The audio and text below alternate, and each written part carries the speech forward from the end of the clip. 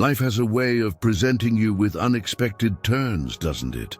Just when you think you've settled into a comfortable rhythm, a quiet routine, something comes along and reminds you that the most profound experiences often arrive unannounced, disguised as ordinary moments. For Sarah, a woman who'd seen her share of seasons, both bright and stormy, it was a crisp autumn morning, a walk in the park, and a dog unlike any she'd ever encountered. The scent of damp leaves and distant wood smoke filled the air as Sarah stepped onto the familiar path of Willow Creek Park. Her daily ritual, a quiet communion with nature, was her anchor in a life that had, in recent years, grown increasingly solitary. Her children were grown, living their own bustling lives in other cities, and her husband, bless his kind soul, had passed peacefully 5 years prior. Sarah, with her silver hair pulled back in a neat bun and her sensible walking shoes, found solace in the predictable rhythm of her steps, the rustle of leaves underfoot, and the chirping of unseen birds. She lived in a charming, older neighborhood where mature trees lined the streets and a gentle hum of suburban life usually prevailed. Her small cottage, adorned with vibrant window boxes, was a testament to her enduring love for beauty and order. Animals, especially, held a special place in her heart. Growing up, there was always a dog, a cat, a hamster even. Their unconditional affection had always been a balm to her spirit. Today, however, the usual tranquility of Willow Creek was subtly disrupted. As she rounded a bend near the old oak tree, a flash of tawny fur caught her eye. It was a dog, larger than most, with a lean, athletic build. Its fur was a beautiful, muted gold, and its eyes, even from a distance, seemed to hold an unusual depth. It was sitting perfectly still, almost regal by the edge of the creek, staring intently at the water. No leash, no owner in sight. Sarah paused, her brow furrowing slightly. It was unusual for a dog to be off-leash here, and even more so for one to be so utterly still. As she drew closer, the dog turned its head, its gaze meeting hers. There was no excited bark, no wagging tail, just a calm, assessing look that sent a shiver not of fear, but of profound intrigue down her spine.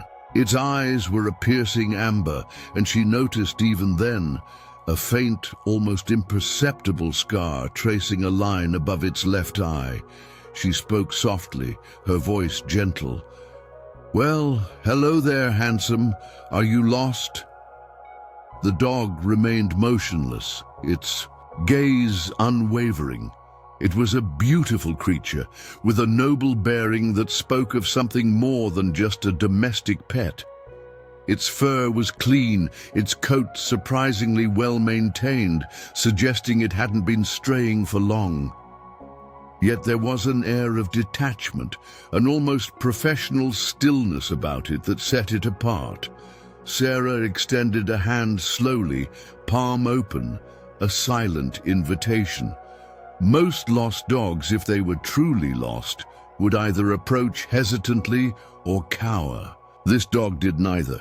It simply watched her, its amber eyes holding a curious intelligence. When she was within a few feet, it finally moved, rising to its feet with a fluid grace that belied its size. It took a single step back, not in fear, but as if maintaining a respectful distance. "Come on, boy," Sarah coaxed, her voice a soft murmur.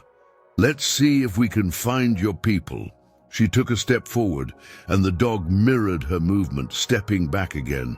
It wasn't aggressive, just evasive. This wasn't the behavior of a typical lost pet longing for a warm embrace. Curiosity, a spark that had dimmed somewhat with age, ignited within Sarah. She noticed something else then, something truly odd. On its left flank, hidden partially by its fur, was a faint, almost faded symbol. It looked like a stylized paw print, but with something intricate woven into its design, almost like a tribal marking. It was too precise, too deliberate to be a natural pattern in its fur. This wasn't just a lost family dog, this was something different.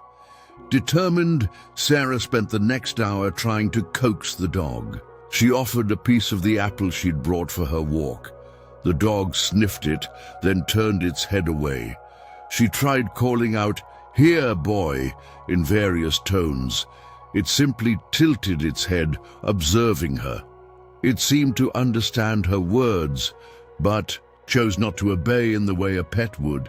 It was an exercise in futility, yet Sarah couldn't bring herself to leave. There was an unspoken plea in its silent presence, a hint of a story untold. Finally, with a sigh, Sarah realized she couldn't force the issue. "All right," she said, almost to herself. "If you won't come to me, I'll go to you." She began walking slowly back towards the park entrance, glancing over her shoulder. To her surprise, the dog followed, keeping a consistent distance of about 10 feet behind her. It was as if it had agreed to her terms, but on its own conditions. This silent procession continued all the way back to her cottage. Once home, the dog settled itself on her porch, not on the welcome mat, but a few feet away, observing her with that same unwavering intensity. Sarah, still baffled, made flyers with the dog's description, posting them around the neighborhood and online. She called the local animal shelters, the Humane Society, even a few vets she knew. No one had reported a lost dog matching its description. Days turned into a week. The dog, whom Sarah had tentatively started calling Goldie because of its rich fur, remained a silent, enigmatic presence on her porch. It ate the food she left out, drank the water, but always kept its distance, never entering the house, never seeking a comforting touch. Its independence was striking, almost unsettling. One evening, as Sarah was watering her hydrangeas, Goldie suddenly tensed, its ears swiveling. Its head snapped towards the street, its amber eyes narrowing, and a low, guttural growl rumbled in its chest. A delivery truck, a common sight, was simply driving by. But Goldie's reaction was profound, a primal response to something Sarah couldn't perceive. It was then, watching its posture, its readiness, that a shocking realization hit her. This wasn't just a dog. This was a highly trained animal. Its reactions, its almost preternatural awareness, its refusal to be easily domesticated. It spoke of a purpose, a past beyond the ordinary. The subtle markings on its flank, she realized, were not just a tribal symbol, but a logo, a designation. A chill, both of trepidation and profound wonder, ran down her spine. The stakes, she understood, were far deeper than simply finding a lost pet's owner. This dog had a story, and it was a story far more complex and perhaps dangerous than she could have imagined. Her quiet routine had been shattered, replaced by a thrilling, terrifying mystery. Goldie wasn't just lost. It was displaced, a piece of something much larger. Sarah spent sleepless nights poring over books about dog breeds, military dogs, rescue dogs, anything that might shed light on Goldie's unusual characteristics. The more she researched, the more a singular, astonishing picture began to form. The lean musculature, the piercing intelligence in its eyes, the disciplined self-control, and especially that peculiar, faded marking, it all pointed to one possibility. Goldie was a service. Dog, but not just any service dog. It was a trained rescue and recovery canine, a hero in its own right. The faint symbol, she now realized, was a stylized emblem, a known insignia of a specialized unit, often deployed in disaster zones. The scar above its eye, she now saw, was not just a mark, but a testament to a past danger, a silent witness to a life lived on the edge.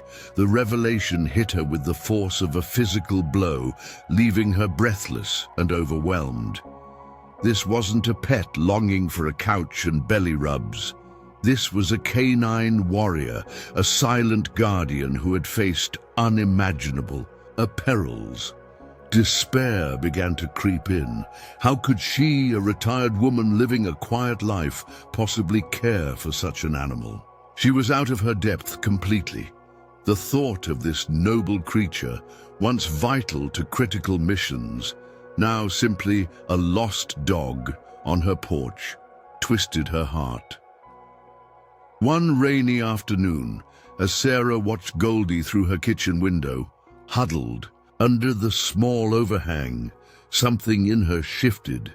Its eyes, usually so stoic, seemed to hold a flicker of vulnerability, a tired resignation. The rain lashed down, chilling her to the bone even indoors.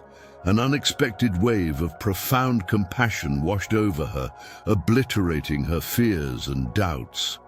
This dog, this magnificent creature, had given its all for others, and now it was alone, seemingly abandoned.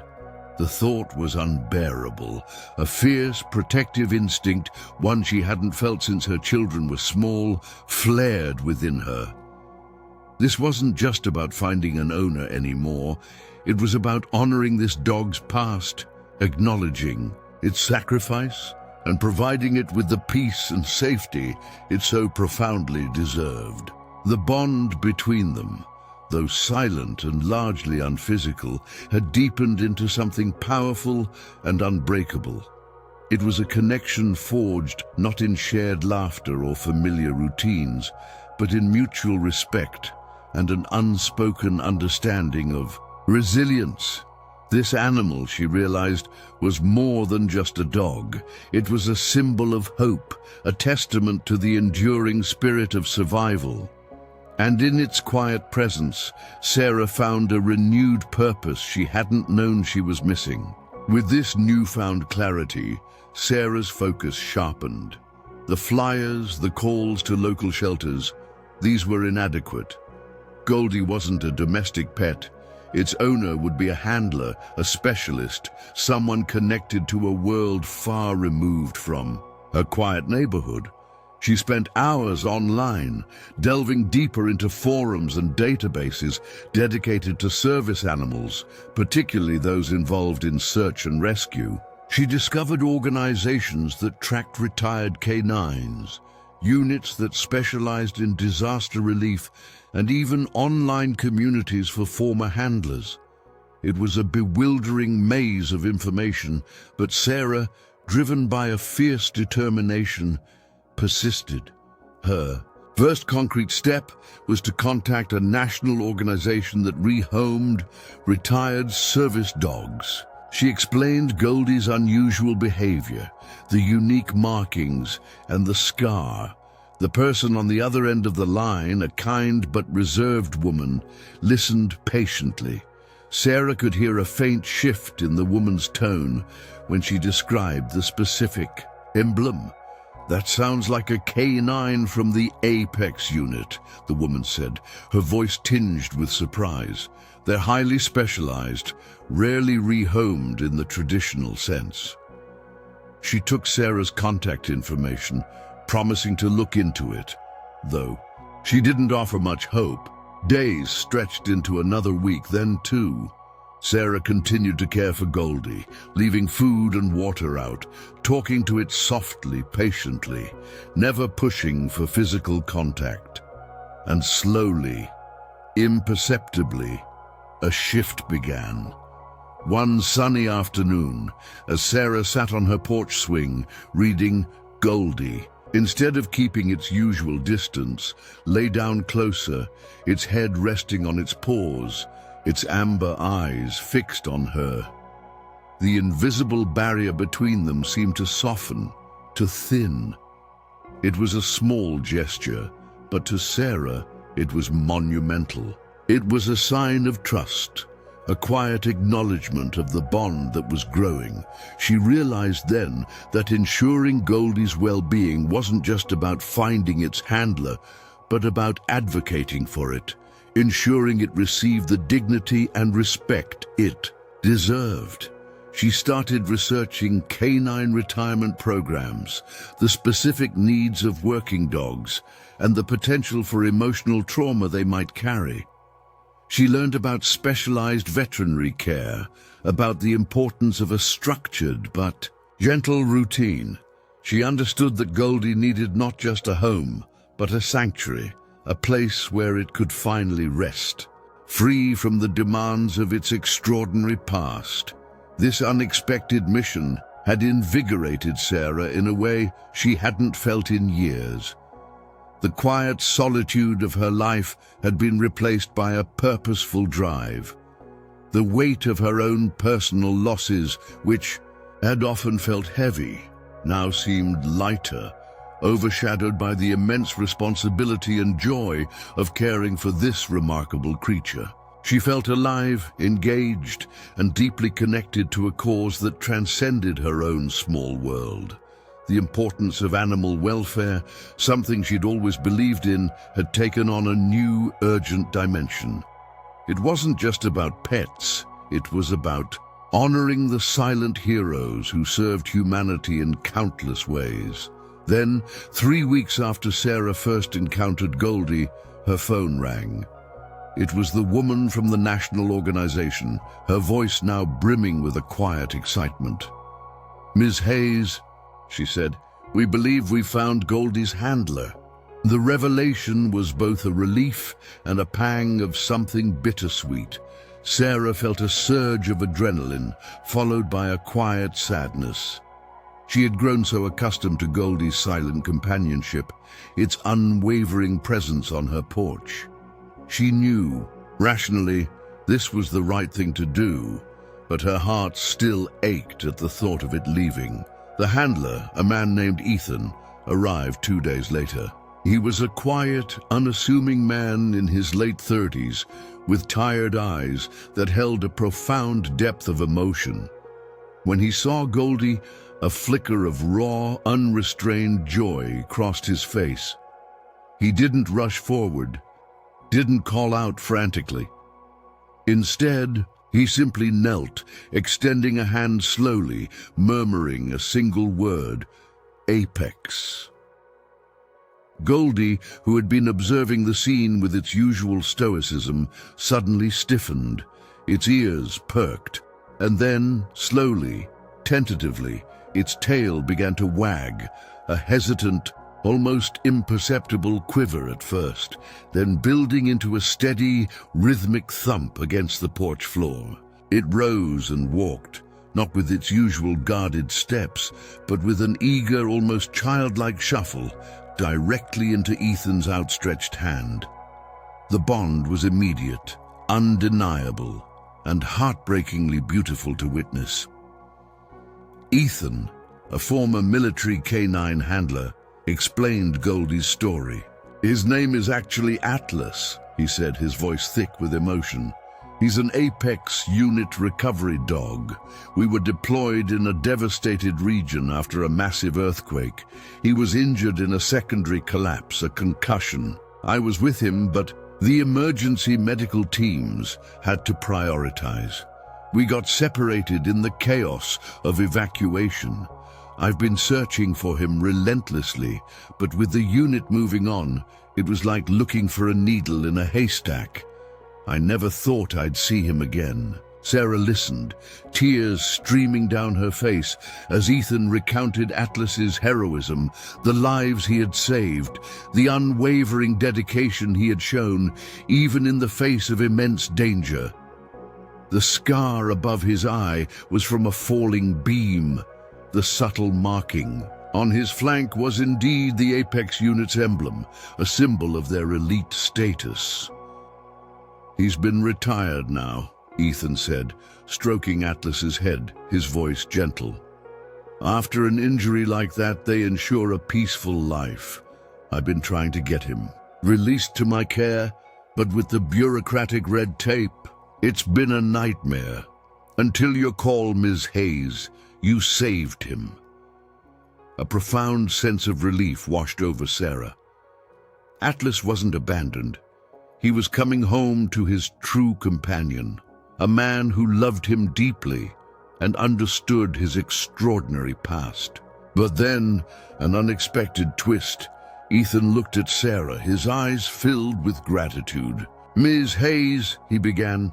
"Atlas, he doesn't just need me, he clearly needs you too. He trusts you. He's been through so much. He needs a quiet place to heal, to simply be a dog. I live in a small apartment downtown. It wouldn't be fair to him.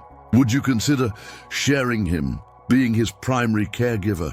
I'll be here every weekend, of course, and I'll cover all his expenses, but he clearly feels safe here. He needs this." Sarah stared at Ethan, then at Atlas, who was now leaning into her hand, nudging it gently. It was an offer she hadn't dared to dream of, a shared guardianship, a bridge between two worlds, all for the sake of this incredible animal. Tears welled in her eyes again, but these were tears of pure, unadulterated joy. And so, Atlas stayed. His days became a blend of quiet, companionship with Sarah, and boisterous, loving reunions with Ethan on weekends. He still maintained a dignified air, but the wall he had built around himself slowly crumbled. He would now lay his head on Sarah's lap as she read, his soft snores a comforting rhythm in the quiet house. He would nudge her hand for a scratch behind the ears, and sometimes, if she was lucky, he would even offer a hesitant, soft lick. The joy and companionship he brought to Sarah's life were immeasurable. Her cottage, once echoing with a quiet solitude, now resonated with the gentle thud of a tail, the soft sigh of a sleeping dog, and the occasional playful bark. Atlas, the hero, the silent guardian, had found his forever home, not in the chaos of a mission, but in the quiet embrace of a kind woman who saw beyond his extraordinary past and recognized the gentle soul beneath. And Sarah, the woman who had thought her life was set in its ways, discovered that the most profound connections often emerge from the most unexpected encounters.